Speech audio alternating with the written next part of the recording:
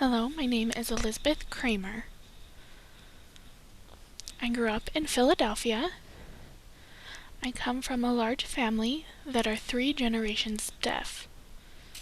My parents are deaf. Well, my mother's deaf and my father is hearing. And out of the 7 children that they've had, there are 4 deaf children. Out of all of my 12 nieces and nephews, 3 of them are deaf. And right now I'm currently employed at Gallaudet University as a social worker in the social working department. So my name is Elizabeth Kramer.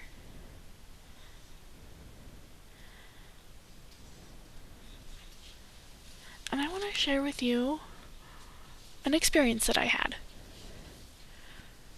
So when I was about 17 years old, I was living with my parents.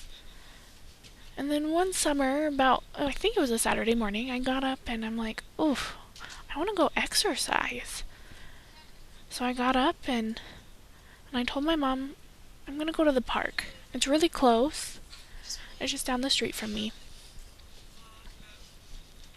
So I was ready to go and I went and I crossed the street and I went to the park. And I was stretching, getting ready for my workout. And I was going to run around the football field. It was really close to the park. So I ran around about 2 miles and it felt so good. And I was ready to go back home. So I went back up the hill. And as I was crossing the street, I noticed my father sitting out in the front yard. He seemed to be enjoying people watching people drive by, people walking by. I thought that was a little interesting. And my dad saw me and he's like, "Oh, Elizabeth, do you mind moving my car for me to the front of the house?" "Oh, of course, Dad, I would love to move the car for you," I told him. "It's in the back," so I went to the back to where my father's car was parked. As I got into the car, put the key into its ignition, and I was ready to drive. When I moved the car to the front of the house, it's really simple. I could just go around the block, super easy, really short. But I newly got my license, so I wanted to take it out for a spin a little bit. So I arrived at the first stoplight, waiting for it to turn green, and I went. And then there was another red light that I had to stop at. I was ready for it to turn green, but at that time I was turning right. But as I was turning right, I had a little fender bender with a parked car, and I was a little nervous. It's my father's car. What am I gonna do? So I backed up a little bit, and the car behind me, I hit it. Oh no, crap. What am I gonna do? The person in the car behind me, I could see him gesturing upset. I didn't know what I was gonna do. Luckily, the woman behind me with the car that I hit, she backed up and she left. And I was really nervous, so I backed up and I parked my car in front of the other car to check to see if there's any damage on my father's car. There was a little scratch, but there really wasn't any dent, so I felt really relieved. So I got back in the car and I was ready to go.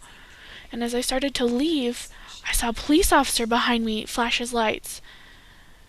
Oh my God, I never experienced a confrontation with a police officer before. So I had no idea why he was stopping me. Maybe he saw me hit the other car. I don't know. So the police officer came and he was speaking to me, and I gestured that I was deaf, that I couldn't understand. So the police officer made a sign in the air with force, and I think he said my license, and I said, "Oh, it's at home." And the police officer nodded and understood, and he gestured that he would follow me. And I was reading his lip, and I was just really nervous. What am I gonna do? What am I gonna tell my dad? So the police officer got back in his car, and I was just really embarrassed, and I was so happy that he turned off his lights so I wouldn't be even more embarrassed. So as I drove home, it was about 2 more blocks, and as soon as I parked, the police officer turned his lights on again. And my father saw, and he's like, "Oh no, what's going on with my daughter?" And the police officer came around, and so did my father, and I was so nervous, I was sweating bullets, like, what is gonna happen to me? The police officer comes around, And I was really lucky because my father, he knew the police officer. They were friends. So I felt a little relieved. I was so happy. Good for me. Maybe I'll be let off easily. I don't know. So my father and the police officer spoke to each other, and the police officer said she doesn't have her license or her registration. What's up with that? And my dad said, that's really my fault because she recently came home from the park. And I just gave her the keys and I said, go move my car. And she hadn't even gone into the house, so it's my fault. The police officer looked at me and looked at him and he said, next time your daughter goes driving anywhere, she needs to bring her driver's license and registration with her at all times. And I was just sweating bullets. What am I going to do?